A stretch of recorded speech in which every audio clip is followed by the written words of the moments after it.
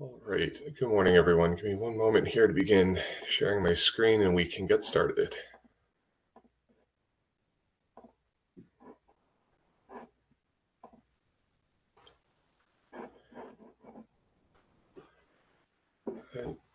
Jim Zolnier, can you confirm you can see my screen? I can. Thank you. Great. All right. Welcome, everyone. This is Jim Rowland. I am the Planning and Procurement Bureau Chief at the Illinois Power Agency. I'm going to kick us off here. With me as a host, as well as Jim Zolnieric with the ICC. A couple things first we're going to go through here. There's an agenda that the E3 team in a little bit will go through in slightly greater detail, so I'm not going to spend much time with this. However, on the next slide, there's a bit of disclaimer. One of the things I'd like, though, to start off with is please request that if you're not already muted, everyone's muted throughout this workshop. We'll call on you and we'll get to kind of how that process will work. If you have a question, we'd also recommend that you keep your camera off during this as well.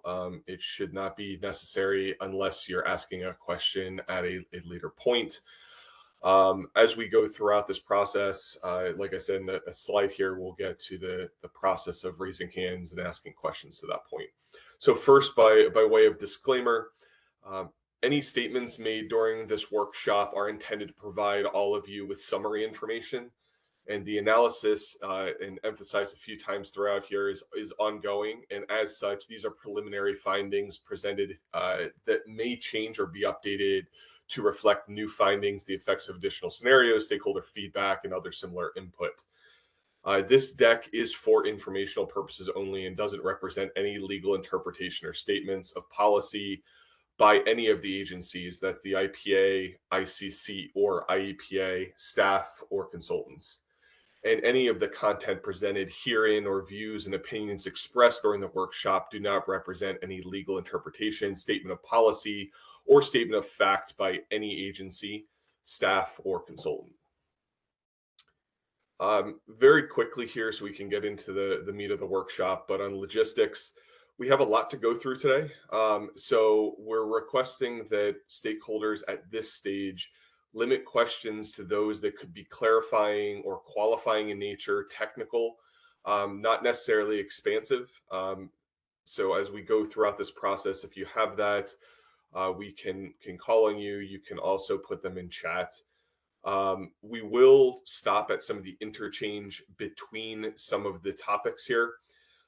That way, if you have a high level sort of like clarifying, qualifying, or technical question, we can quickly address it before moving on to the next section. I would encourage you to submit questions via the chat as we're ongoing here. It will enable us to pass them around amongst the co-host here to kind of coordinate on a response, which is often easier than kind of an impromptu one.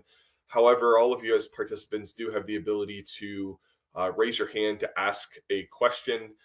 Again, if they're more expansive in detail, we may table them either for discussion at the end or at a later time. The presentation itself will be posted, as will this recording, on the Resource Adequacy webpage. This is the webpage that all of you should have access to find this announcement, find this meeting invite for the workshop itself. Also, other meeting materials are there, past and the future documents will be there as well. So this will be posted there, as will the recording. As we've said at the start, it's being recorded, so you can kind of view this or pass it around to others within your team that might not have been able to participate. Lastly, we do expect to issue questions following the workshop. So that will be the next step following this. They'll be posted again to the RA study webpage. We'll also issue an announcement. That announcement will enable us to reach a broader group, anyone that is on our distribution list. We would encourage you at that point to actually submit maybe even greater detailed questions, comments, considerations for us in this process. And if you have any other questions to that effect, please feel free to reach out to myself or any others on the team, and we can help with that. This is a high level overview, and I actually just kind of like to get into the meat of it.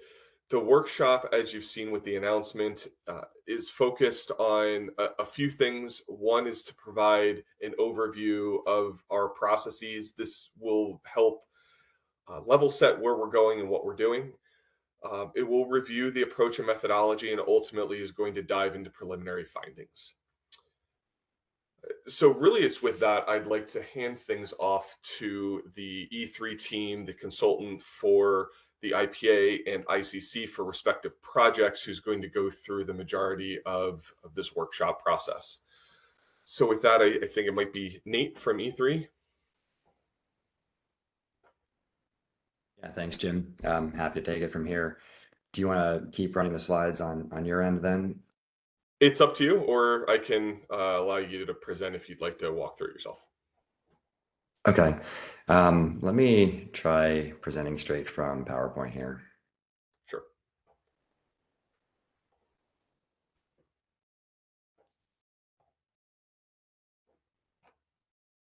Okay, let me know if that's coming through properly. I can see the screen. Perfect. All right, well, let's get into it since we do have a lot to cover, and appreciate everyone's attendance and preemptive feedback and comments as we get forward. So the agenda for today, we're going to start off by just giving everyone an overview of the RA study requirements and timeline, more of a refresh for most folks at this point. And then we'll spend some good time talking through the study approach and methodology, going through key concepts, key modeling approaches, and how the study is being put together and where we're at in this current stage. Then we will be talking about the preliminary results, the assessment of resource adequacy in Illinois in MISO and PJM over the next 5 years from 2026 to 2030. And then finally, we'll be ending with some, core conclusions, takeaways, as well as next steps and our window for stakeholder feedback. So starting off, the RA study requirements and timeline. Just as a refresher for everyone, what brought us to this point today, that the resource adequacy study, the RA study, is a joint effort by three agencies in Illinois: the Illinois Power Agency, IEPA, the IEPA, the Environmental Protection Agency, and the ICC, the Commerce Commission. The RA study is a study that is required to be performed in statute. And the study has kind of two principal components, two objectives. Number one is to identify whether a resource adequacy shortfall will occur in Illinois during the 5-year forecast period. It takes us from today through 2030. And then secondly, if a shortfall is identified, to develop an action plan to address the shortfall. That action plan from statute may reduce or delay emissions reduction requirements for in-state generators or identify resource needs to address the issue. So in terms of the timeline, you can see in the bottom half of the slide here, we are kind of right in the middle in October 2025. We are pushing towards a RA study report, which will be released in December 15th of this year. We have already evaluated the RA risk in September over the 5-year forecast period. Right now, we are also in the midst of scenario analysis and portfolio optimization. I'll cover what that means in greater detail in a few slides. Looking at 2030 and beyond, this analysis will inform various resource options that could address the resource adequacy needs that we have identified. And in November, obviously, we will be moving into the drafting of the report for the December 15th release, and that will include a menu of potential solutions that could mitigate any shortfall risk that is identified that is still ongoing. Now, in 2026, following the new year, there will be an action plan that will be developed, and that will be first coordinated and led by the IPA and the IEPA, developing a plan to address RA shortfall risks that would then be approved by the ICC. So that is the next step, the second phase of the RA study process.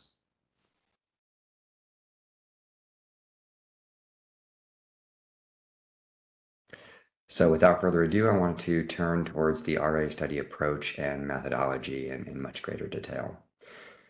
All right. So I want to start off just with a bit of a refresher or a primer for folks on the call. What is resource adequacy? So just starting off, again, the Federal Electricity Regulatory Commission, FERC, as a federal body that regulates the electric power sector, has in its purview a responsibility to maintain the reliability of the bulk power system. And in that role, FERC reviews, approves, and enforces mandatory reliability standards. Those standards are actually developed by a separate organization called the North American Electric Reliability Corporation, or NERC.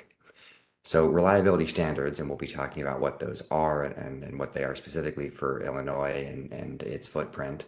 NERC's definition of resource adequacy is the ability of the electric system to supply the aggregate electrical demand and energy requirements of end-use customers at all times, taking into account scheduled and reasonably expected unscheduled outages of system elements.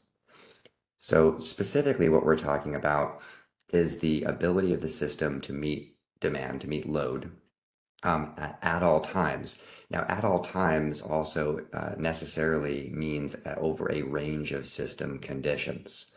And so the example, so the simplified diagram on the top right, is illustrating a load profile for the system in the dark wavy line over a 24-hour period, hours of the day. And as the aggregate demand increases, relative to the installed capability of electric generators in the system, there's an elevating, increasing risk of loss of load.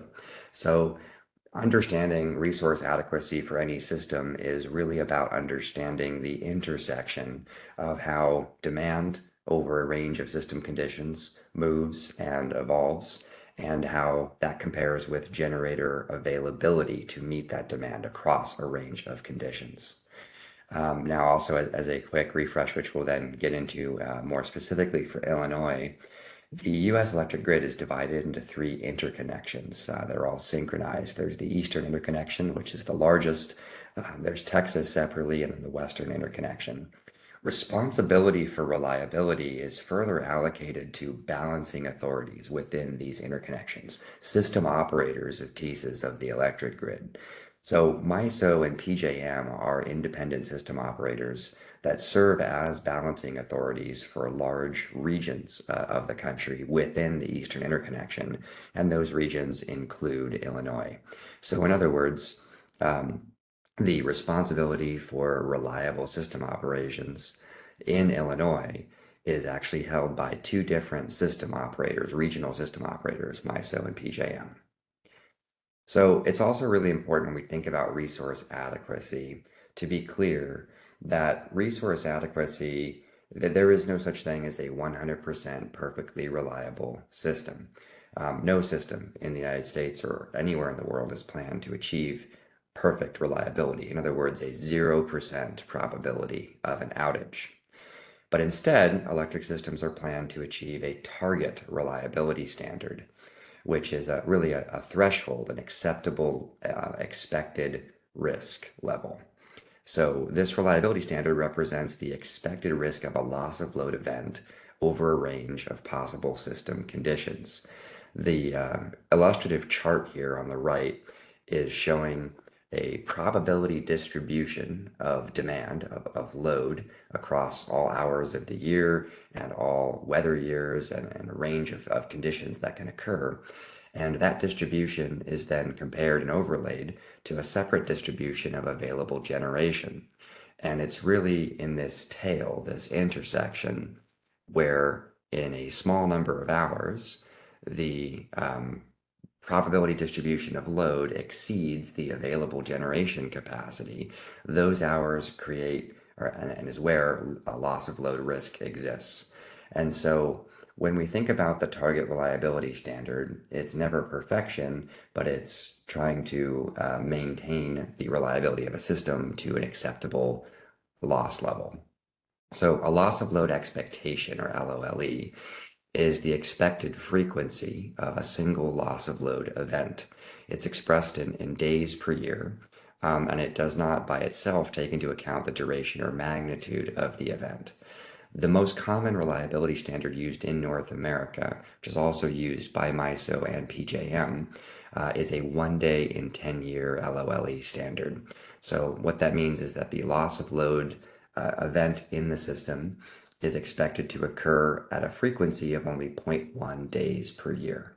So in other words, this intersection space of the load and generation availability, where load exceeds generation, is only if the system is meeting its standard of reliability, designed to be 0.1 days per year. So why is it important that we're talking about the reliability standards of these broader market footprints and these broader systems? And that's because for Illinois' own resource adequacy, in other words, the reliability of the electric power grid for Illinois consumers, consumers in Illinois face two different dimensions of risk. There's the physical loss of load risk, or the risk of an outage, and then the market price risk, the cost of maintaining the reliability of the system within the capacity market mechanisms of each of these broader regional markets that Illinois is a part of. So that would be MISO and PJM. So on the physical risks, consider questions such as, does each RTO, which is the broader regional transmission organizations of MISO and PJM, have enough supply to meet demand during all expected conditions? And how do the resource additions and retirements in Illinois impact the broader resource adequacy balances in MISO and PJM and vice versa? And then are there any transmission constraints on Illinois' ability to import power during critical hours? All of those would be part of the characterization of physical reliability risk or outage risk for Illinois consumers. On the right, separately but related, are market risks or price risk, which is what capacity market prices are charged to consumers in each regional market based on the resource adequacy balance and the market design. And then following from there, how do these resource additions and retirements in Illinois impact the market prices more broadly in MISO and PJM, and also within the Illinois zones of those capacity markets? And then further, what is the cost of contracted capacity resources compared to the capacity market prices in each RTO? So the way we are approaching this study is fully aligned with the nature of the physical system of these broader market footprints and the Illinois transmission zones, as well as the market mechanisms for the capacity auctions that are designed to maintain and provide a price signal for investment and maintenance of regeneration resources for capacity. The results that we're going to be focused on today are principally going to be on the physical risks, but the RA study in its entirety for its December 15th release will also be considering the market risks and the cost of various options for Illinois consumers. So digging further into this point that Illinois' resource adequacy depends on both the resources and balance within the state of Illinois, as well as the broader RTOs. I want to kind of orient folks to this chart on the bottom right, where the x-axis is the RTO-RA balance. In other words, the adequacy, the installed amount of megawatts of capacity resources in the RTOs, from low on the left to high on the right, compared to the Illinois resource adequacy balance, which would be low on the bottom and high on the y-axis. So in the bottom left corner of this illustrative chart, when the RTO, the broader region, is short on capacity, and Illinois is also short, this region has the highest price risk and the highest physical reliability risk. And consequently, you get lower capacity market prices and low reliability risk when Illinois and the RTO both have adequate supply in the top right. But what's important, of course, is that there are two different dimensions of increasing risk from the top right to the bottom left for Illinois consumers. First is if the RTO, the market as a whole, is tight or short on available resource adequacy capacity. And that shifts the position from the top right leftward.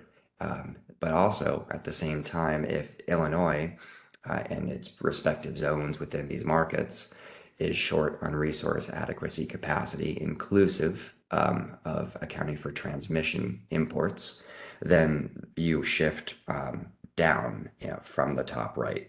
And so either dimension, the Illinois balance or the RTO balance, can create risk for Illinois consumers. And of course, I think it's really important to note, and we'll circle back to this point in the future, that Illinois is only resource adequate if both the RTO and Illinois have enough supply. So now we're starting to get into the methodology for the resource adequacy study.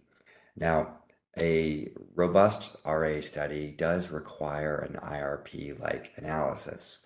The RA study that we are undertaking uses the same analytical and modeling foundation as an integrated resource plan uses. Namely, at its heart, there is reliability analysis and portfolio optimization. And we'll talk very shortly more about what those mean and how we are approaching those in this study. The assessment of reliability, which is understanding the nature of the reliability risk in the system today and how that changes over time, and the contribution of various resource types towards reliability over time. All of that is handled within a loss of load probability model. And that model then works alongside and with a capacity expansion model that identifies different mixes of resources that can meet the system's evolving reliability needs, as well as other needs in the system. So an IRP would include a broader scope than what is contemplated and at play here for the RA study. That broader scope would include resource planning with longer term policies and scenarios that are beyond the core focus of reliability needs alone. And so we think of the RA study as standing up a foundation or the analytical heart of an IRP, but by itself not covering all of the scope that an IRP would cover. So we're going to talk here for a little bit about the loss of load probability modeling that we are employing as E3 in service of this RA study. And we'll obviously be talking a lot about this in the future. So loss of load probability modeling, just to frame everyone here, is really trying to address that question of what is the range of system conditions that the system may experience, and under that range of conditions, how does generation availability intersect with demand over all of those conditions? And then the probability distributions between those two help us understand the loss of load risk in the system. And not just the risk in aggregate, but the risk as it applies to different seasons and times of day as well. So in a loss of load probability model, at its heart has three different core components. On the left-hand side, first is a representation of the range of system conditions. It is a probability model, so you need to represent how loads and generation availability vary and change over a range of conditions. So that range of conditions include different months, different seasons, different days, but also different weather conditions that the system may experience, because it's unknown in any given year what the weather will be like. And so understanding how an expected load profile and load growth for the system would vary under different weather conditions is a very important piece of the probability distribution of loads and resources. So once we create that distribution of loads and resources according to weather conditions and different seasons, we then have to identify the amount of perfect capacity needed to achieve a desired level of reliability. So by perfect capacity, what we're talking about is a theoretical resource where 1 megawatt of that resource has a 100% contribution to the system's reliability. In other words, this is a resource that has no outage risk, a resource that is always 1 for 1 contributing to demand in any given hour. Now, this no resource in reality is a perfect capacity resource. And so the way that we measure all resources is how they compare to an equivalent amount of this perfect capacity. And that takes us to the third step, which is to calculate the ELCC, or the effective load carrying capability, of different resource types in the system, or different resource types that may be added to the system over the study horizon. And each of these resources, again, is represented by ELCC, which is a comparison of how that resource's perfect capacity, how that resource's contribution to system reliability compares to its nameplate or installed capacity. So, for example, we might have a resource that is a fueled resource, such as a combustion turbine, that has a nameplate capacity of 100 megawatts, and maybe its ELCC is 90 megawatts. So that ELCC would translate into a 90% ELCC, meaning that for every 1 megawatt of this resource, we can count on 90% of that megawatt value being a direct contribution to the system's reliability requirement. So taking a further step to talk about the loss of load probability model that E3 is employing in this study, we're using an E3 model called RECAP. RECAP has been used by E3 for many, many public studies in support of effective load carrying capability analysis in the various RTOs and ISOs in the United States, so different market regions and models. It has also been employed by E3 in many, many integrated resource planning exercises that we have supported utilities and public authorities with. So what RECAP is it is a model that does all of those three components we just talked about. So first, it does Monte Carlo simulations that consider basically how load and generation availability vary over a whole range of plausible system conditions. That includes conditions for different randomly simulated plant outages in the thermal fleet. That includes conditions over many different weather years. And the sampling of different grid conditions between the demand and generation availability also includes understanding the dispatch and use of use-limited resources such as short-duration battery storage, as well as renewable generation and how that renewable generation varies over those same conditions. So from that simulation of many, many years of possible conditions for the same benchmark model year, i.e. 2030, 2035, some specific future system year, we can then assess the system reliability of a given portfolio of resources in that year. And that system reliability, the model outputs loss of load frequency, duration, and magnitude, as well as the planning reserve margin that is appropriate for that system to maintain its reliability standard, and the ELCCs of different resources in that system. In other words, the contribution, the capacity value of various resources like solar and wind and gas and nuclear and storage. So let's talk just for a moment about planning reserve margin. Want to make sure that we define all of our terms here. So as we start talking about our findings, everyone is on the same page. So a planning reserve margin is used to measure resource adequacy needs, resource adequacy requirements in relation to the median expected peak load.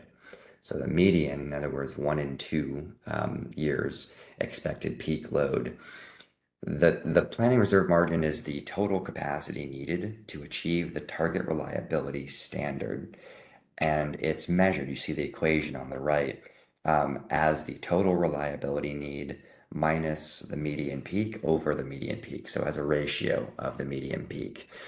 So for example, you might have a planning reserve margin of 15%, which would be added to the 1 and 2 median peak to create the total reliability need. That is then the sum total of megawatts of effective capacity that are needed from the generation resources to meet the system's reliability standard over the range of conditions expected.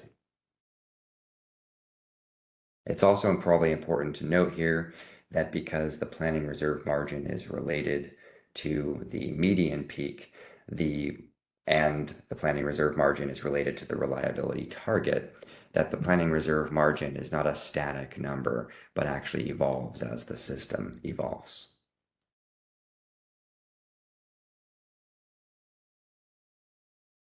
Here we go. So something that I also wanted to cover is that, when we're talking about the effective load carrying capability of different resources, and MISO and PJM, the relevant balancing authorities, the market operators responsible for reliability covering the geographic territory of the state of Illinois, both of those markets are using a similar standard of reliability, the 1 in 10 reliability standard, as well as a similar conceptual approach of evaluating a range of system conditions and the contribution from various resource types as ELCC over that range of conditions. So what we are doing in this RA study is E3 is using the recap loss of load probability model to simulate and project the ELCCs and the reliability of the broader footprints of MISO and PJM. So the reliability value of variable intermittent resources such as solar and wind, as well as dispatch limited or energy limited resources such as short duration battery storage, does diminish at higher penetrations. And that's sort of a fundamental fact of the intersection of the resources generation profiles to load conditions. So starting off with the top left here, when we think about the value of solar in a representative system, you can see that the different shades of yellow here, starting off with a first slice of solar and then adding more and more solar to the system. As more solar generation is added, it actually decreases the net load that needs to be served by other resources in solar generation hours. And what that means is that the net load that must be served by other resources then moves outside of solar hours. So that's the movement on the dots on the top left. So because all solar kind of generates during the same hours of the day in the same footprints in the same time zone, then a solar resource in the same location will have lower and lower contributions to the remaining net peak load need. And that's because the solar will all generate during the same hours, and the new hours of reliability risk will shift towards the evening. Similarly, 4-hour representative storage, this is true for all storage resources, also has diminishing marginal contributions to system reliability as more of this resource is added to the system.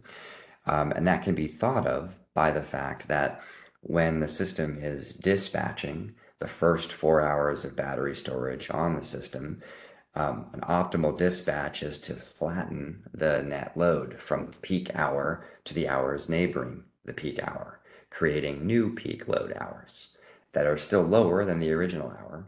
But once you dispatch that use limited storage to flatten loads, the next increment of load is wider and wider over many more hours. You can think of it as an extreme way that the most storage could ever do is flatten load entirely.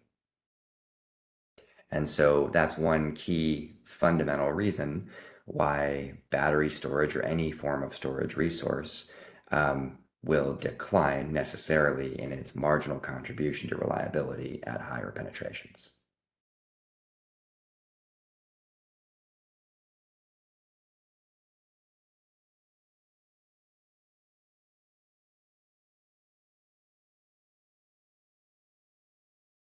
Here we go. Slides are a bit slow this morning. So, as an illustration of how we observe the actual reliability needs of systems across the US changing with renewable penetration, and this is going to be very important as we look towards some of our results today for PJM and MISO, we can see that the system is going to move in terms of the hours that are critical for reliability. The loss of load risk moves out of the gross coincident peak, the actual highest load hours, into what we characterize as the net peak load, which is the load net of renewable output, expected renewable output over a range of conditions. And so here, the chart on the left of evolving system risk is illustrating this point. The top line is the total gross load and operating reserve requirements of the system over a 24-hour representative period. And the net load is the dotted line below that. So this is a system that has wind and solar renewable generation. That renewable generation has a certain expected output over all the hours. And this system represented here has solar generation that is happening midday, coincident with the gross system peak. But once the solar generation is already online in this system, then it actually shifts the reliability risk, the reliability needs of that system into the evening when solar is no longer generating as much. And so what we see here is a progression from traditional meaning before renewables are moving into the system. Those peak hours were just the highest hours of the year of gross peak load. And so in this representative example, those would be occurring kind of in the midday in the summer. But with a lot more solar penetration in this representative system, then the solar generation pushes those new peak hours out into the evening periods. And those become the hours of focus for reliability. And then in the third, much more decarbonized system with a lot more renewables online, then those summer evenings increasingly are competing with winter overnight periods. And those winter periods, even if the total gross loads may be lower than summertime, the load that needs to be served by remaining generation resources, it may be as high as summertime hours when you take into account the range of load and generation conditions that form the probability distribution for the reliability standard.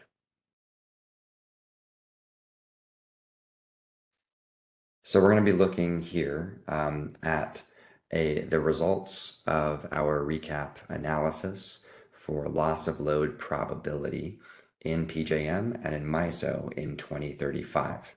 So we ran our reliability analysis for 2035 as a future year for a couple reasons. Number one, it's important to simulate a future year for ELCCs and loss of load risk because we're planning a system for the future. So we need to understand how the system moves from today's conditions and today's reliability needs to possibly different reliability needs and conditions in the future, so that the resources that we are adding or that we are providing to our portfolio model as candidates to add are tracked according to their future contributions to the future system.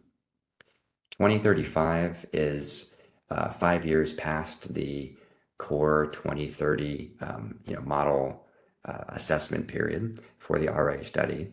And it's important also for the RA study to consider years beyond the 5-year increment, the 5-year study period, because the system and many of the generation and transmission investments that may be needed over time are investments that are longer term and will have implications for a future system.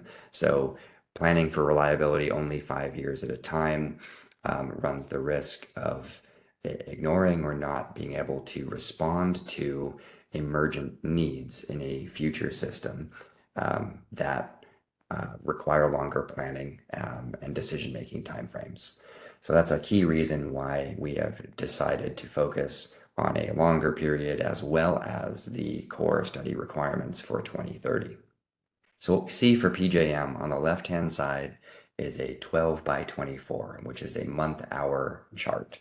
So this chart shows you for every intersection of the hour of the day from 1 to 24 and the month of the year from January to December, the heat map, a distribution of gross load. So we can see that in the 2035 PJM system, the gross load requirements are really anchored in summer afternoons and evenings. That's where that's where the system is highest in total. There are some higher load amounts in the winter occurring in January and February, specifically in the evening hours as well. Now, you can see that chart on the left versus the right is related but different and really flows from our previous context of a system with increasing renewables. Because on the right-hand side, we see the loss of load probabilities that we are simulating is actually mixed between the winter and the summer. In other words, the summertime evenings do have loss of load risk, but the winter evenings also have loss of load risk. And that's because we see the intersection of load and generation availability actually having more of a winter-summer balance of where the risks are. And we see a very similar thing occurring in MISO in 2035 from our projections and simulations. So MISO continues, like PJM, to be summer peaking in terms of the gross loads in the system. But there are also periods in the winter where loads are comparatively higher than the rest of the year. And that leads the system to also experience loss of load risk in the evenings of the winter, as well as in the evenings of the summer after the sun goes down. So those critical periods of winter evenings and summer evenings, those periods are going to be the key periods by which resources will be measured and assessed in their contribution to system reliability. And those resources, we are using these results, and this is still in progress and underway, to project the ELCCs, the capacity contributions of different kinds of resources to the system. And then those contributions, those ELCCs, will be assigned and paired with the cost of new resources. And that combination of capacity contribution and cost of new resources will be taken into account in our future portfolio modeling. So our future portfolio modeling will be using the Plexos long-term or LT model. Plexos is an industry standard commercial software by Energy Exemplar. And Plexos has a couple different functions. There's an ST, which is short term, and that's a production cost simulation. And there's an LT, or a long-term module. Most of our analysis will be in the long-term model, which again is a linear optimization.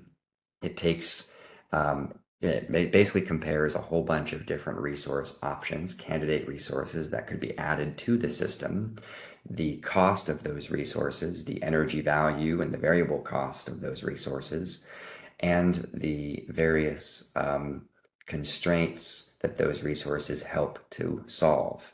In other words, the capacity expansion model will consider the reliability contribution of solar and wind and storage and gas, these different resources, and their costs, and build the optimal mix of resources subject to the different scenarios that we feed to try to produce a portfolio of least cost resources that still meet the projected future target resource adequacy in megawatts for the system.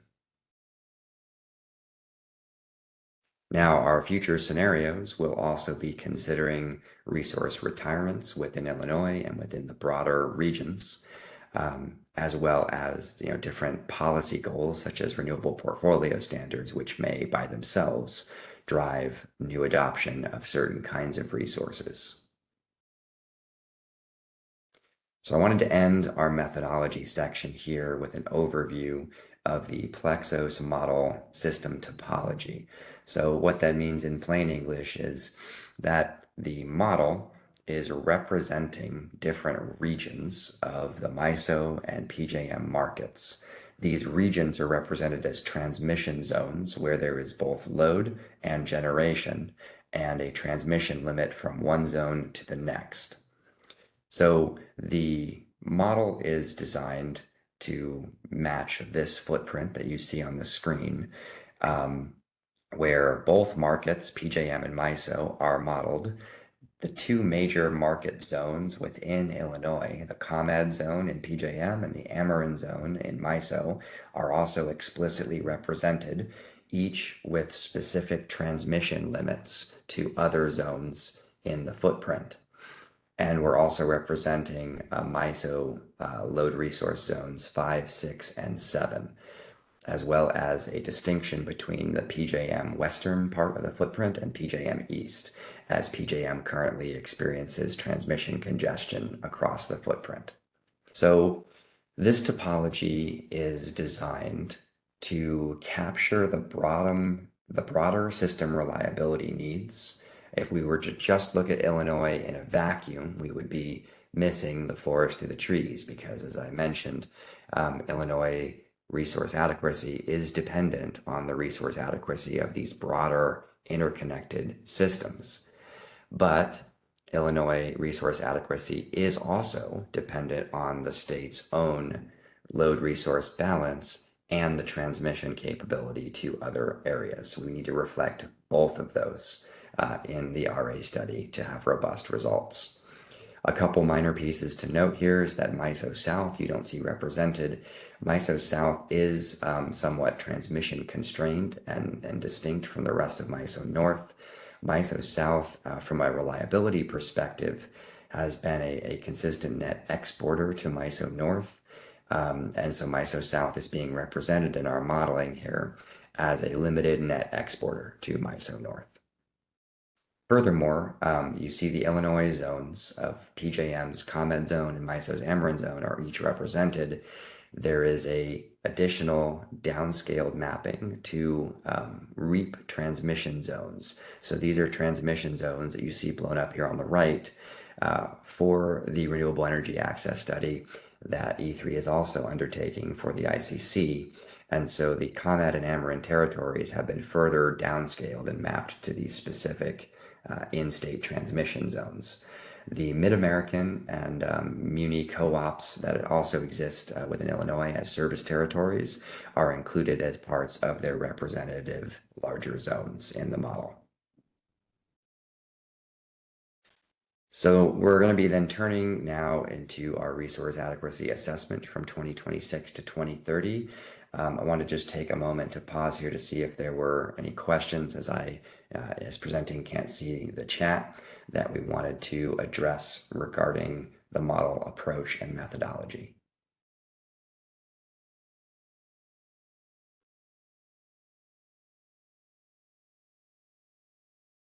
Jim, did we want to take any minutes here, or shall we carry on through and circle back to questions at the end? If the rest of the E3 team has a response here, there was one question that we received on, let's see the specific question here. Give me 1 second. A question that came in on the weather itself. And the question is, given the number of years that you're modeling, you must be using synthetic weather years. Can you describe how you created those? I don't know if someone else like Kevin on the E3 team could kind of jump in here and kind of response. Yeah, I can provide an initial response here. I don't think we have time on this call to go into the extensive details, but Essentially, we are looking at a 40-year weather history within the model study period, and we have mapped relationships of load and generation resources. That includes, variable intermittent resources like wind and solar, to different weather conditions. And so we are simulating a range of those weather conditions in how load and generation vary across a 40-year historical period. I don't know if there's anything, Kevin, that you wanted to add to that for now. We will certainly be explaining, in the report in more detail in our methodology, just so folks can dig into that and understand that better. But I don't think we want to spend a lot more time in this forum at the moment. Sure. To that effect, Nate, Anna Summer, who had asked the question, has a raised hand. Why don't we call on her to see if there's any kind of short clarification that can be provided there? And then there's one other raised hand. Anna, if you want to come off mute, you can ask your question. Sure, thank you. Yeah, is that relationship mapped entirely based on temperature? Or do you use other variables? Yeah, good question. So it's predominantly based on temperature. It's a multifaceted calibration process because, of course, the actual devices that are plugged into the system today are different than what was plugged in 1982, right? So we do have to calibrate, the movement of load within the year 1982 is different than how today's load would react to that same temperature condition. Because so there is a couple different facets of load changes that we also have to account for. And yeah, again, I think it's probably best for us to provide a more detailed write-up for folks to respond to, because this gets pretty quickly into the technical weeds. We have a neural net that is trained on a series of relationships in load and weather conditions. And renewable output is a little more straightforward, but we also we have to take a couple of factors into account, is the short answer. Okay, that's helpful. I also have a few other questions about how recap works. I don't know if now's the time to ask those questions. Yeah, I think feel free to ask the questions. We may want to take them back and respond more fulsome in writing, just for efficiency in the time that we have here. But I'd love to hear those questions just so that they are represented. Sure. Can you describe what recap optimizes? Is it a cost minimization model, or is it essentially stacking resources based on availability? Yeah, sure. So recap is designed at its heart, it is a reliability model. So what you're needing to do and what the model does is there is a dispatch simulation where you have a set of resources, generation capability, including storage and different conditions for load. And so the intersection of the generation availability and load conditions over many different weather years, it's primarily then taking dispatch and understanding, is there a shortfall or not? And if so, how big in different conditions, like by hour? So it's simulations, it's not a cost optimization. That's more the portfolio capacity expansion. That's the Plexos side. It's really just trying to map the distribution of the load conditions and generation availability and identify the intersection where load exceeds generation. And does that mean that you have a different dispatch profile, if you will, across each one of the weather years? Or are you sort of trying to take a particular dispatch profile and say, like, this is how it compares against the weather year, like the weather modified or the weather bearing information around load and generators? Does that make sense? Yeah, so we are within the model mapping how solar output varies by different weather year and the correlation of load in that same weather year, and keeping those correlations tied together in the simulation of random draws of many different weather years across all parts of the year. So it's part of the probability distribution analysis. Okay. And the thermal resources also in the model have an outage simulation that is applied kind of across the board, and also has some correlations, with different weather conditions as well. So that the model in its sort of sample dispatch, because the dispatch is telling us, is there a shortfall or not under this condition, and then doing that many, many, many times, right? That model is needing to understand the relationship of renewable generation and load in the same condition, as well as the availability of the thermal fleet. Yep. Okay. Gotcha. And then lastly, can you describe what the recap topology is? Yes, the recap topology is being done on a footprint-wide level. So we've got MISO North and PJM as footprints. That's aligned with the market operators, because ultimately what we're trying to do here is project the ELCCs of different resources in a way that is conceptually and fundamentally aligned with how the RTOs are approaching capacity accreditation. So obviously we are not exactly recreating blow for blow the process that MISO is undertaking in their capacity accreditation or PJM. We are benchmarking our results to what those RTOs have released in terms of public information on ELCCs, and we are taking that into account, and we will be providing a section of our RA report that provides that comparison so that everyone can understand what that looks like. Okay. So does that mean that each of those footprints include external assistance from other regions that you aren't explicitly modeling?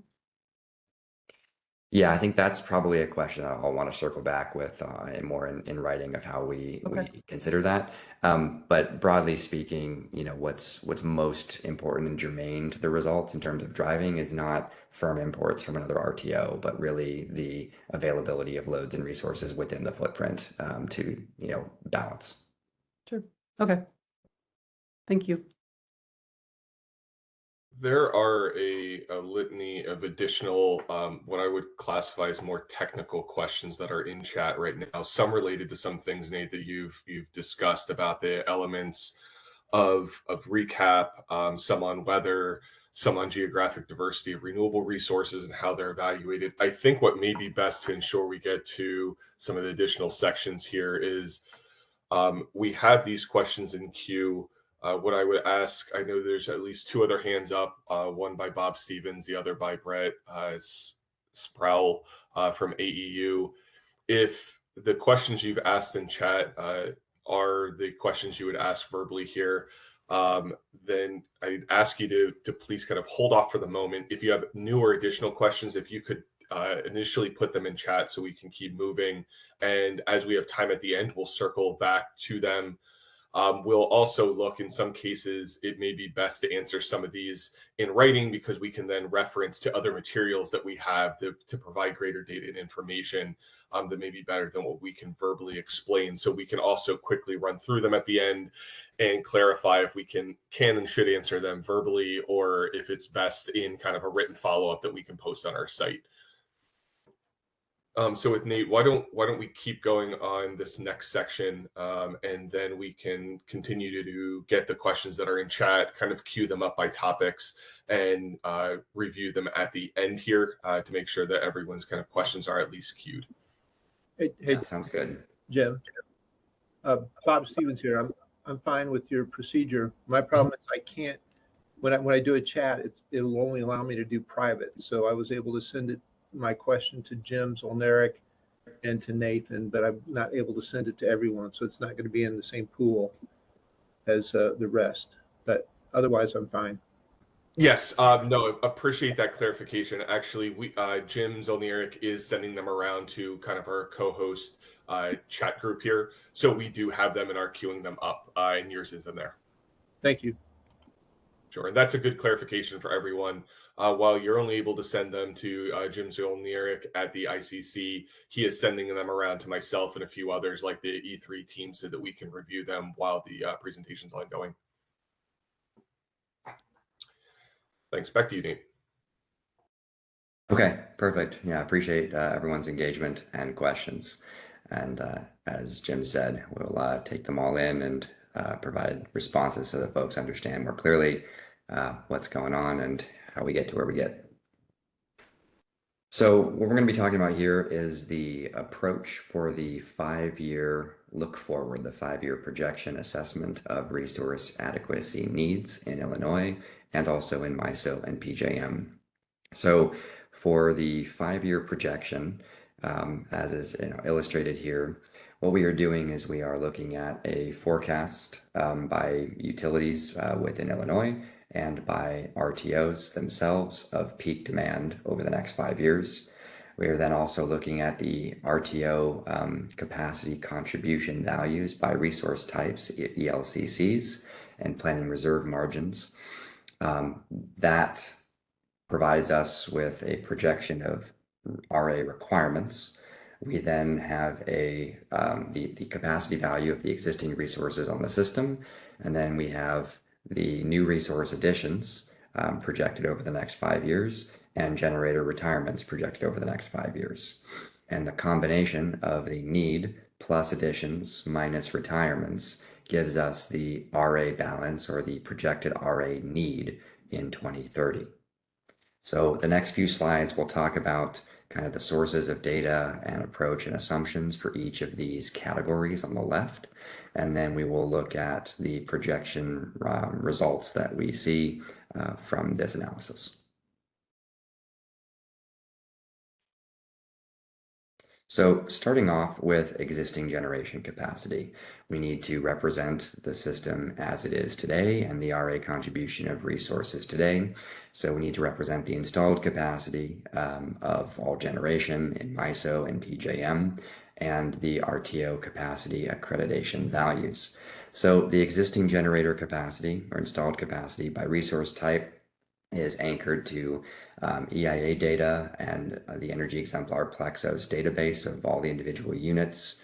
E3 has gone through and refined that database based on additional data subscription services from S&P Global and ABB Hitachi's Velocity Suite, and then additional research to refine the installed capacities and align them with what is online today. Then we also have to represent the transmission ties to the various resource and load zones that are represented in the model. And then we also have to represent the planning reserve margin that is in place in both MISO and in PJM. So here for MISO, we are looking at the latest capacity auction for the 25-26 year, as well as their loss of load expectation study. And for PJM, we are looking at the latest capacity auction and the results of that auction that are projected 3 years out. So this piece gives us the existing generation, the stack of 2025 existing generation and its capacity contribution, as well as the projection of the RA need. The projection of the RA need here, I will dive into that, is based on the peak demand forecasts for each RTO. And the peak demand forecasts, of course, and we'll step through these specific assumptions regarding the nature of the load drivers and what is being assumed here, are coming from PJM and MISO's own load forecasts. And those requirements include a lot of data center loads coming in, as I think everyone in the market is familiar with. We have also taken an adjustment downward for the data center load growth that is reflected in those top line estimates. And I'll talk more about that when we look at what those loads are in the next few slides. The utility forecasts from ComEd and Ameren for the Illinois zones in the model. So Ameren is an LZ4 in MISO, and ComEd is the zone in PJM. Those load forecasts have come directly from the utilities, and they are consistent with forecasts that have been provided to the IPA for the long-term renewable resource plan. Similarly, in addition to the peak load requirements, or the expected median peak over the next 5 years in both footprints, we then have to adjust that median peak to the RA requirement. That's why we wanted to talk about the planning reserve margin. So the RA requirement is going to be an adjustment for the difference between the critical peak hours and the gross load hours in the market from the 1 and 2, as well as the needs for the reliability planning reserve margin to account for operating reserves and contingency outage risk. So as we have a projection of the RA requirement that is aligned with MISO and PJM's kind of current methodologies and system topologies, we are then going to be stacking up the resources that are being added and subtracted according to their ELCC values, their reliable capacity values. And that is what we're going to be covering in a minute. So we are also reflecting in this 5-year outlook generator retirements within each RTO footprint, as well as within Illinois. So again, this look that we'll be covering today covers RTO-wide retirements based on public announcements and planned retirements, again, only between now and 2030. And those are coming from data subscription services of Velocity Suite and S&P Global, as well as any additional spot research from the E3 team. In addition to those RTO-wide announced retirements by 2030, we are looking at the CEJA-driven retirements in Illinois. And the Illinois Environmental Protection Agency, the IEPA, has provided a list of Illinois plants subject to CEJA retirements by year, and that is the retirement schedule that has been reflected in these initial results. So when you're looking shortly at our stacked bar charts, I want to just note that all of the stacked bars are going to be expressed in terms of the effective capacity. So not nameplate capacity, but the ELCC adjusted capacity, because we're just stacking capacity resources versus capacity need or resource adequacy need. Any bars that get smaller represent retirements, and any bars that get bigger represent additions, broadly speaking. Okay, so let's talk about planned additions. So I think it's going to be, well, everyone here who has been looking at the interconnection queues of both of these footprints can see that the interconnection queues are very large, and everyone knows that not everything in the interconnection queue will be built. So we are not assuming that everything happens exactly as planned and that every project in the queue gets built. That would be an unreasonable assumption to make. However, it also would be unreasonable to assume that nothing gets built. So the answer is somewhere in the middle. So how did we approach the resource additions? We are looking at the interconnection queues because that is the data set of officially candidate resources that are in progress to be built. But really in this 5-year period, because it's such a narrow window, the planned additions that we are representing in this outlook are additions that are very likely to be online. So we have filtered by the status of these projects. That is also informed by our subscription databases of Velocity Suite and S&P Global to resources that are under construction already and in advanced development. Those resources, which is a much smaller subset of the queue, are assumed to be online by the reported commercial operations date, or COD.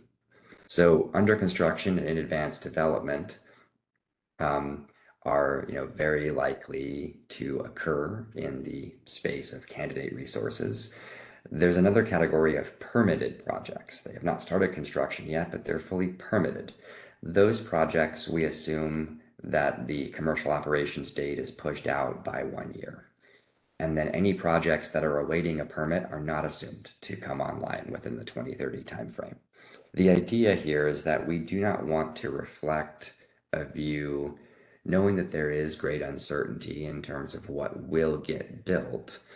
We want to reflect a view that a relatively conservative pool of resources that is in advanced stages of development comes online, but that any remaining resource adequacy need that may be identified any gap that must be filled, we're not saying is going to exist for sure. We are saying that any gap that should be filled will need additional efforts by the off-takers and loads in the footprint beyond current development. In other words, the RA need that we'll be talking about is not necessarily a shortfall.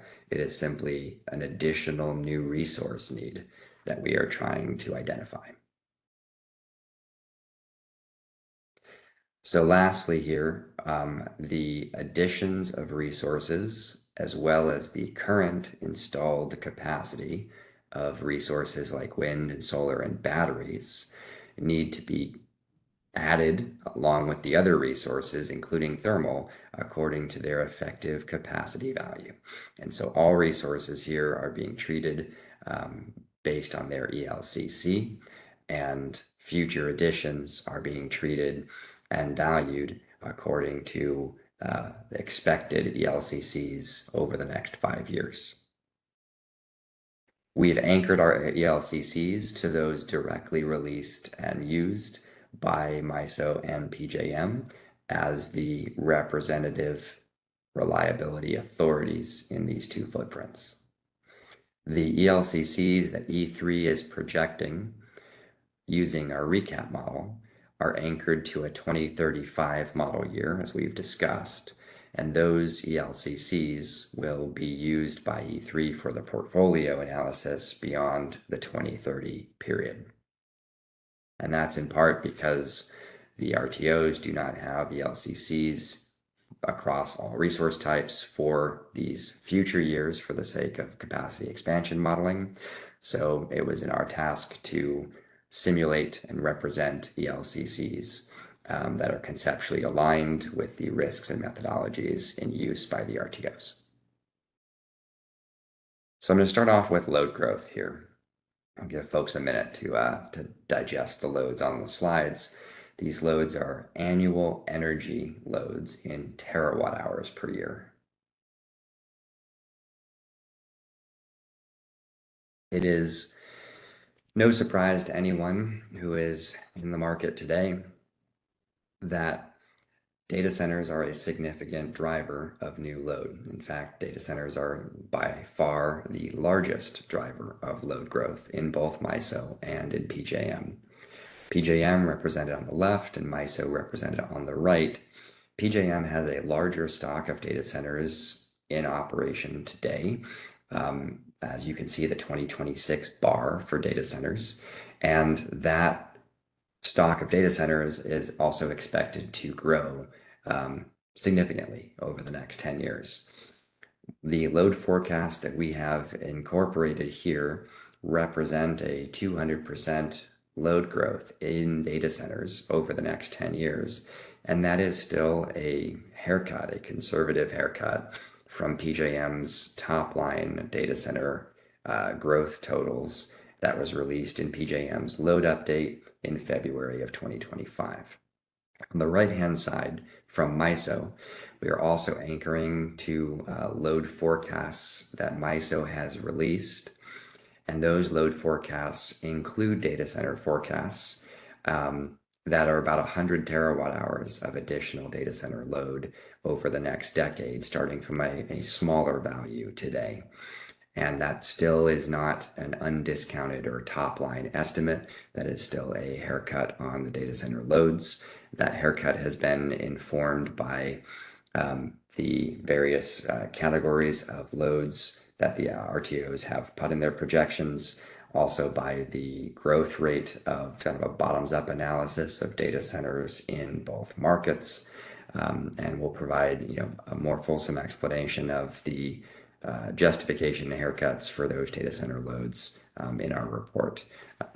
It's definitely, as everyone can tell, a very large factor that drives a significant need, but also we know, and we are working in the space, that not every data center is going to get built, and that there are many potentially duplicate requests that is hard to disaggregate from top line totals. So we know that taking a top line estimate the sum of sums of all utilities within a footprint is too large of a total to reflect as a best expectation. So the load forecast reflected here directly from the utilities in their service territories in Illinois, ComEd, and Ameren in LRZ4. These load forecasts from those utilities are showing that in the ComEd territory, data center growth is occurring between now and 2030 at a more moderate pace. And then ComEd expects, based on applications received in their own analysis, significant data center growth after 2030, picking up in 2031 to 2035.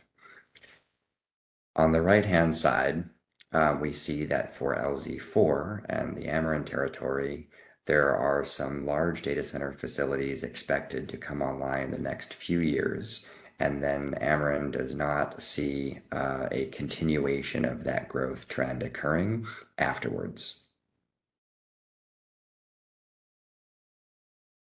So what does this mean for the peak load requirements in PJM and ComEd, and then also in MISO and Ameren LZ4? So on the left, the PJM seasonal peaks, we're projecting the summer peak and the winter peak. We expect that PJM will continue to be a summer peaking system. Data centers have a slightly higher load profile in the summer versus the winter. And even that small difference of summertime being slightly more than wintertime means that PJM as an entire market, largely growing with data center loads, is expected to maintain its seasonal peak in the summer. So these new loads are pretty high load factor, so there's a pretty constant amount of load across all hours of the year, but it's still a little bit higher in the summer than the winter. And so as that kind of load gets added in, we see that PJM remains a summer peaking system over the forecast period in terms of gross peak. Peak grows by 20 to 30%. In PJM and ComEd, we can see here that it's a 20% growth in PJM in peak load alone, whereas in ComEd, there is a 30% growth in peak because of the uptick in projected data centers between 2031 and 2035.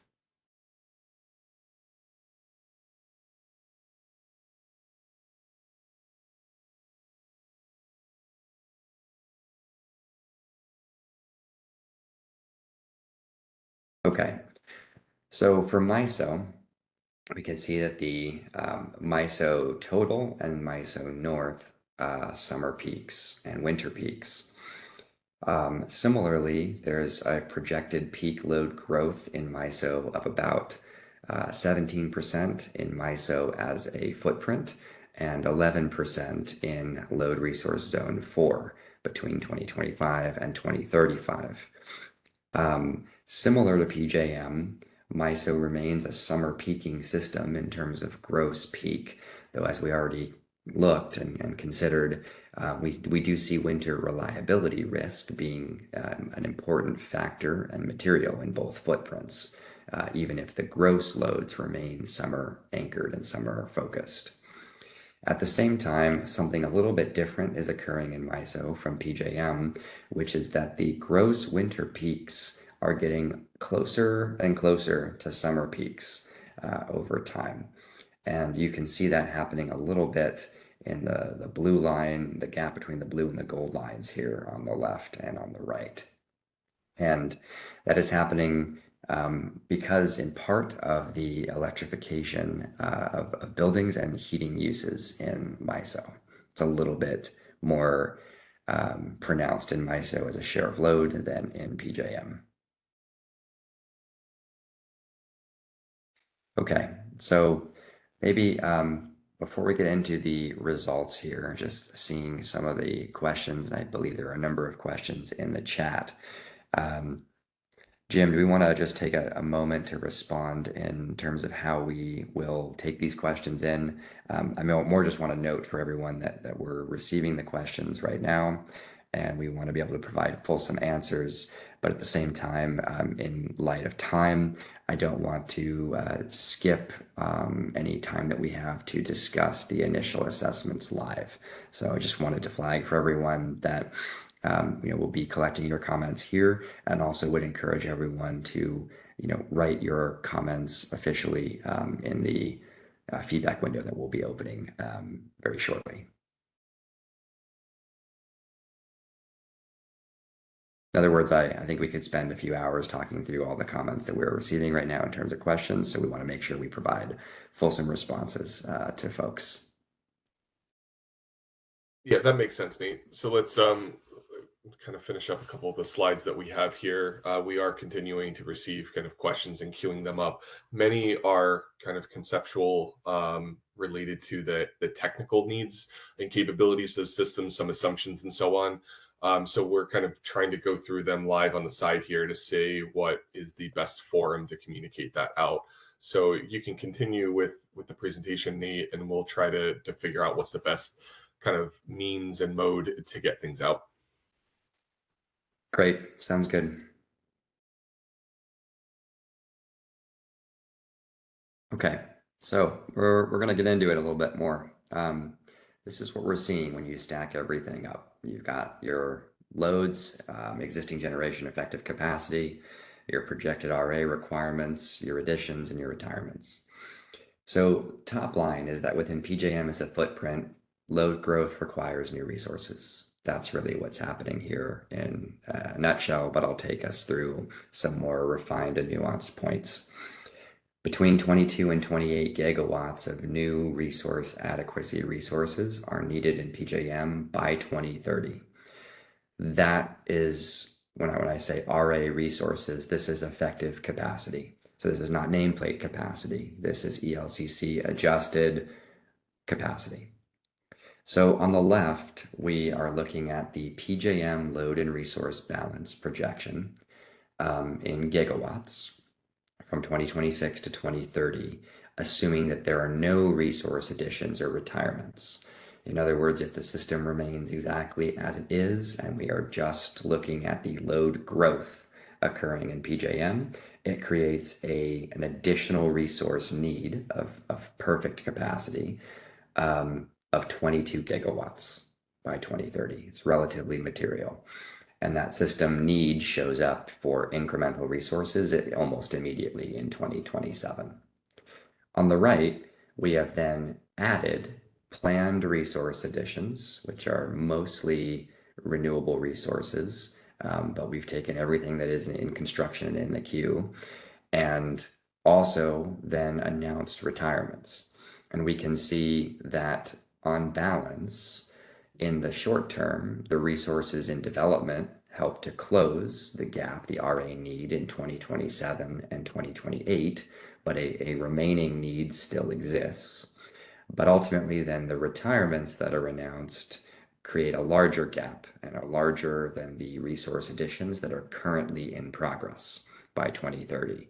And that gives us our upper range of 28 gigawatts. So again, the core takeaway here is that load growth is a major driver. Load growth was assumed, not taking PJM's top line estimate. So this is not an upper bound of load growth. This is a more haircut conservative view of load growth in PJM, but it's still nonetheless material. And the resources currently in development that have a high likelihood of coming online are by themselves insufficient to meet the 2030 need. Again, I want to stress that what we're not saying is that there will be a shortfall in 2030. We are saying that there is a need for new resources beyond resources that are currently in development. And furthermore, that retirements in the system, if they occur, will create a need to replace those resources with additional firm capacity given the system balance.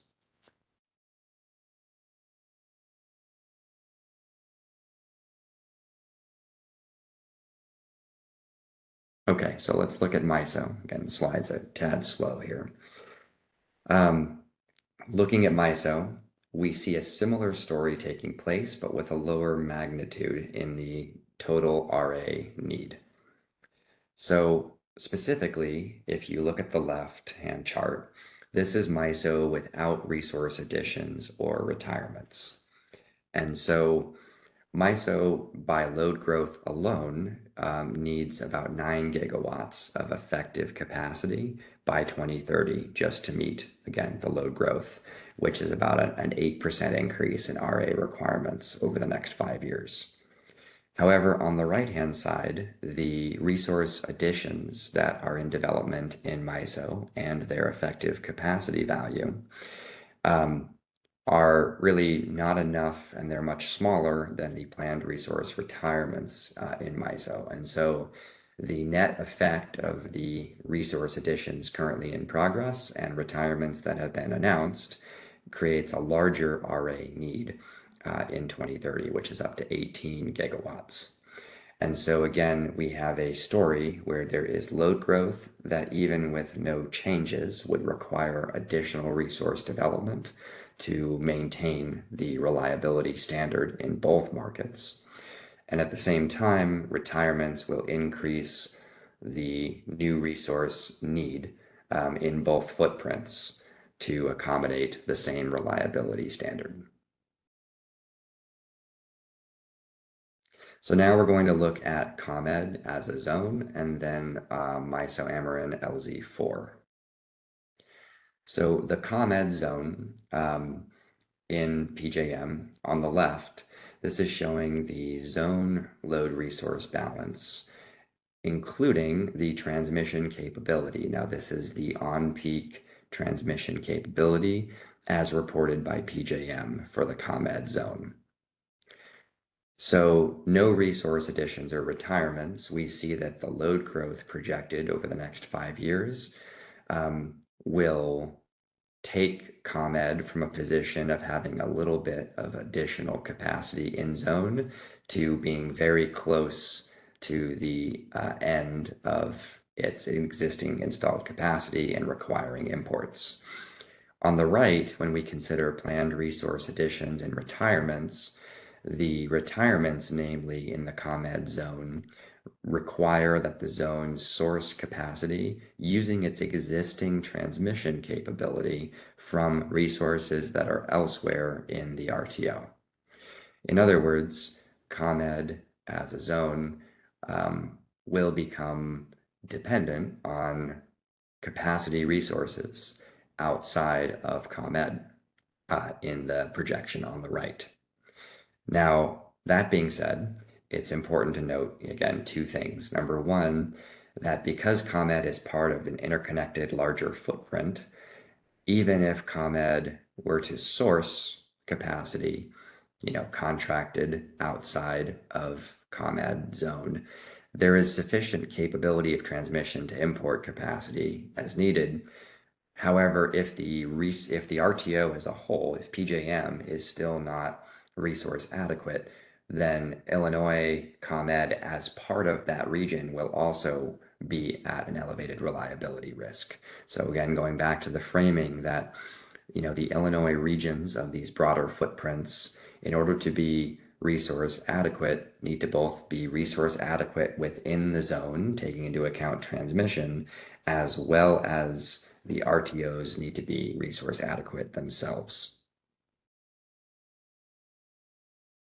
So when we look at MISO Ameren's LZ4, on the left-hand side, we can see that there is a significant transmission capability for on-peak power delivery to this zone.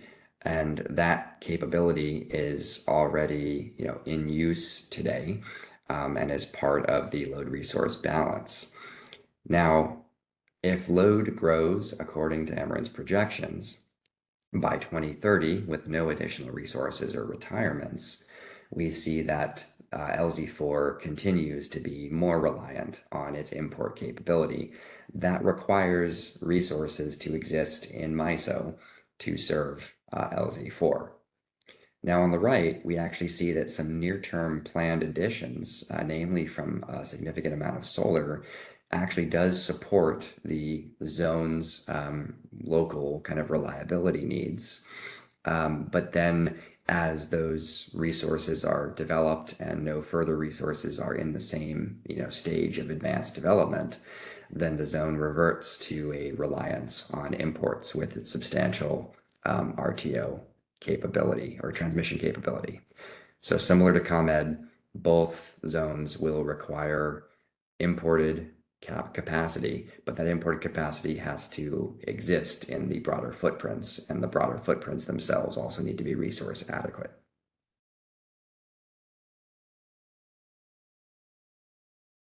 Okay, so we're going to talk about some conclusions and next steps, and then we'll have a few minutes to wrap things up here. So in summary, both MISO and PJM as broader market footprints system operators are projected to need significant new resource adequacy capacity to meet the reliability standards in the face of load growth predominantly over the next 5 to 7 years. Load growth is the most material driver, of which data center growth is a major driver. And retirements of thermal units are a secondary and important driver of an additional need for new resource adequacy generation. Both the ComEd and LZ4 regions are experiencing very similar pressures to the market footprints as a whole. Both regions have adequate transmission capability over the 5-year period to rely on imported capacity, but again, if the RTOs are not resource adequate, Illinois will not be resource adequate. We see the nature of reliability risks in MISO and PJM remaining across seasons between summer and in winter, predominantly winter overnight periods, mornings and evenings, and summer evenings. And we are currently in the progress and advanced progress of the scenario analysis using using capacity expansion models and our ELCC projections to examine portfolios of resources that may be needed to fill the remaining RA needs in the different footprints. That work will also be part of our RA study that will be issued later this year.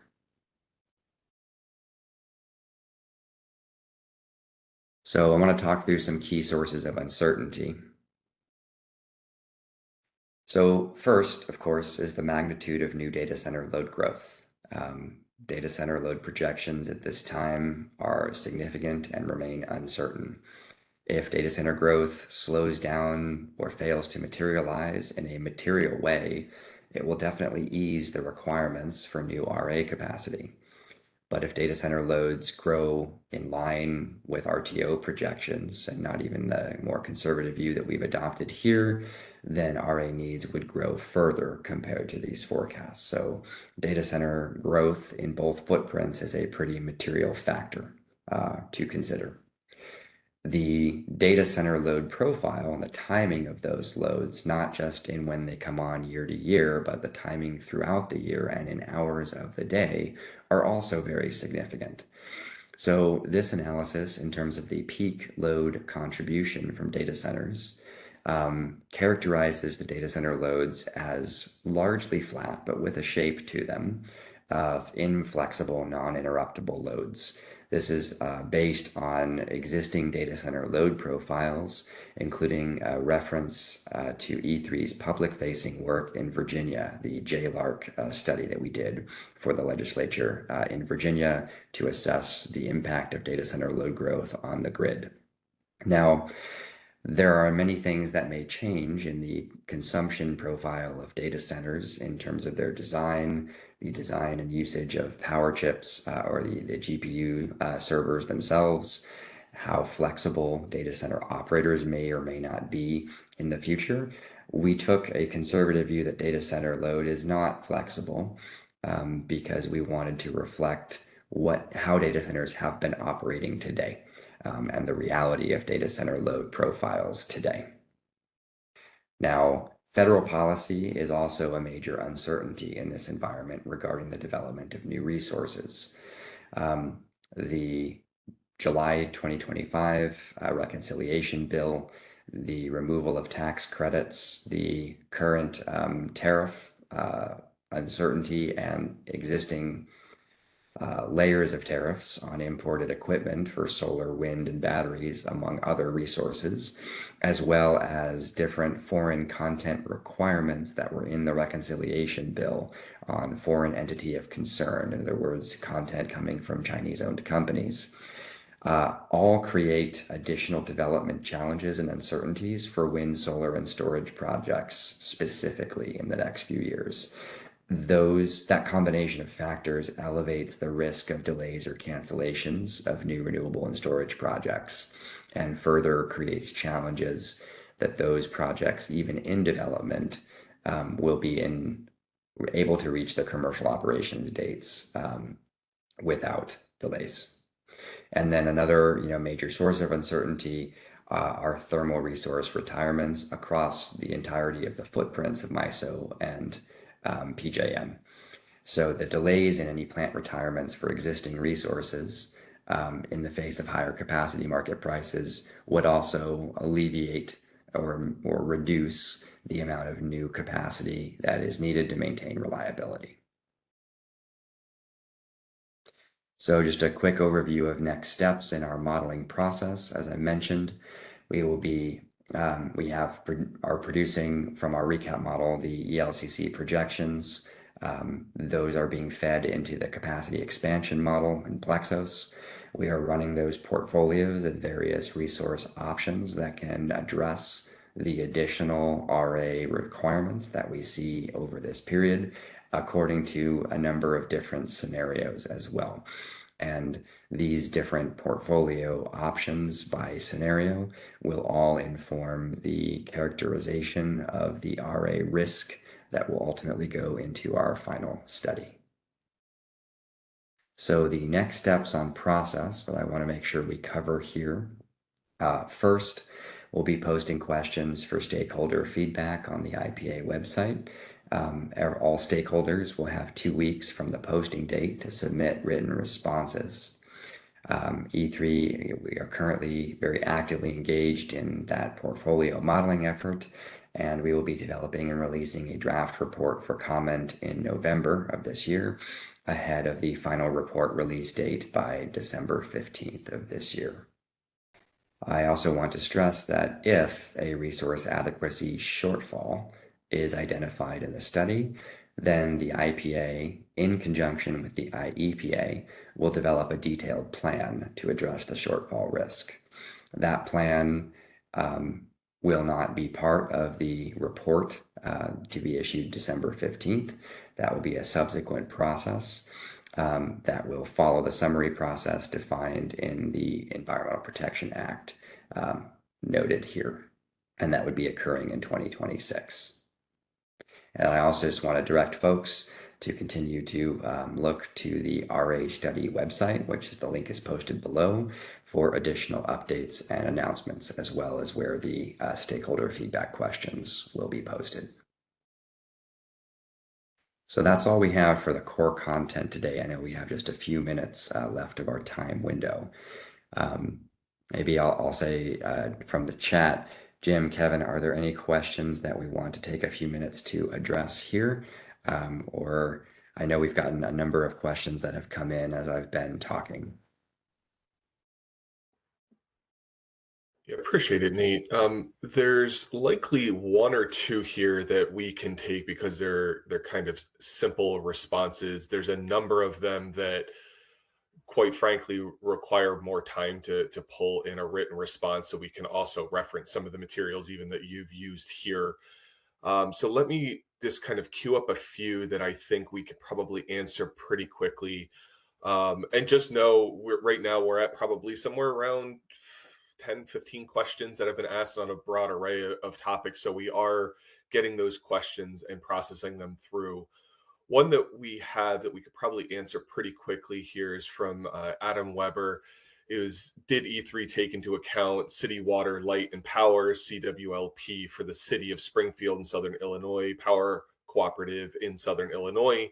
Both of the utilities report their own load to MISO, and are part of MISO Zone 4. The summary answer is yes. All Illinois municipalities are included and accounted for in the analysis, and load analysis for these entities are aligned with what's published with MISO. Nate, I'm not sure if there's anything else you'd want to add or your team would want to add on that topic. No, I don't think there's anything more material to add. For the sake of the zones represented in the model, just clarifying that the ComEd and load zone 4 zones are representing all generation and loads within that region as a transmission zone in the model, not just the Ameren service territory itself. Perfect. Thank you. There was also a question with regards to interchange limits between zones and how they're calculated. And so one of the things I wanted to highlight is that much of this data, if not all of the data, is effectively from the RTOs themselves. So it wasn't kind of created by E3, but that the information, when we're going to be working here and kind of publishing responses to questions that are coming through, and maybe I'll quick pivot to that in a second here, we can also help to provide that information if you don't already have it or haven't accessed it through those RTOs. And so to that point, one thing I do want to highlight is, given the nature of some of these questions and kind of my point earlier about the technical nature of them, what we're going to try to do here is both take all of these questions, draft answers to them, and publish the questions on our website so that everyone has them, really with respect to this workshop, questions that have come through in written form. It may be best to do that in that some also need some internal discussion. It's not something we can ad lib live or is prudent to do so. So it'll give us an extra day or two here. We're on Wednesday, so it'll give us today and tomorrow to effectively go through those in the team, publish them out, make them available, and then shortly thereafter, we're going to have questions that we'll issue to all of you as well, hoping to inform the process as we continue through doing our analysis. So the responses we provide can hopefully help in that fact. I also know there are some questions about need for additional technical workshops or sessions. Again, we need to take that back, not because it's not valuable, but more so about how we align it in with the time horizon we have here, finishing up our analysis, ensuring we get your stakeholder feedback to help inform it. And also, as Nate has on screen, there are a number of additional, I'll call them bites at the apple, if you will. There's a draft report, and even when we publish the report, as you could find in section 9.150 of the Environmental Protection Act, there are certain process requirements that we will then proceed through if we've identified a shortfall or likelihood of a shortfall with the development of a plan that also has workshops, or at least one workshop per the statute, that would define what we need to do, help inform the process, answer questions, more technical inputs, things of that nature that we would need to ultimately be driving toward a plan development if that's the case.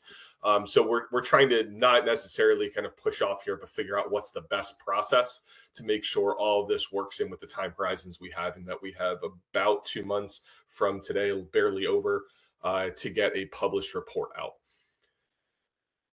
Nate, did I miss anything else from kind of a process standpoint that we'd want to highlight? No, I think you covered it pretty well there, Jim. Again, I just want to reiterate that we really do appreciate everyone's attendance and engagement with this. Certainly, we very much appreciate the impactful nature of the study and the importance in getting solid analysis that is going to back any findings that we have. So we want to make sure that all stakeholders are brought along and have these opportunities for input in the process. Great, thanks. There was also kind of a question about the next stage, which is after we would be publishing something in December 15th or on December 15th with this study, what kind of the next step is, what the time horizon looks like in 2026. To be frank, that's to be determined. So one, we have to ultimately get to a point here that we found a shortfall per the statutory requirements, then begin working through that process. There are some elements that are included there that say, workshop requirements, so many days of comment windows and so on. but it's less detailed on the exact timing for development of that quite frankly we would need to work through. So we're not able to answer that yet, but that's because we need to see what the results of this are and then queue up what the next steps look like. So I do appreciate kind of the comments on what does this look like and the time beyond, and we need to work through that, seeing what the results of this are in order to get to that point. Okay, so we're at about 5 minutes till the end of the hour. I don't have anything else from our end. There are a few other questions I think that have come through here. Let me see if there's any high-level questions that folks have that I can help answer. Don't see any. So one of the things that I'll just repeat, we're going to be posting this presentation to our website this afternoon. I would say check back close to around noon. The IPA comms team's working on queuing that up. Also, stay tuned to that website. As I mentioned earlier, we're going to be posting our responses as best we can to the questions we've received today in chat, or a few that we received verbally, to ensure that everyone gets them, because I'm sure there are some folks that were unable to attend in person, so they would need to have access to that. Then this is also being recorded, so we're going to publish that as well. That should come out either later today or tomorrow, more so as an upload constraint more than anything, but that will be posted very shortly as well. And then last but not least, we're going to have questions out. I don't have the exact timing of that, but it will be expeditiously, because time is of the essence, as I've mentioned at the start and a few minutes ago as well. So with that, I'll open it up very briefly to the IPA, ICC, IEPA, and E3 teams. Does anyone else have anything else we need to convey to the team before we end the workshop? If I hear nothing, then we're good to end. Okay, not hearing anything. I appreciate everyone's attendance and support with this. We'll be in touch very shortly with a series of materials that'll be going out. Look forward to continuing to participate and work with all of you, and we'll be in touch. Thanks, everyone. Thank you.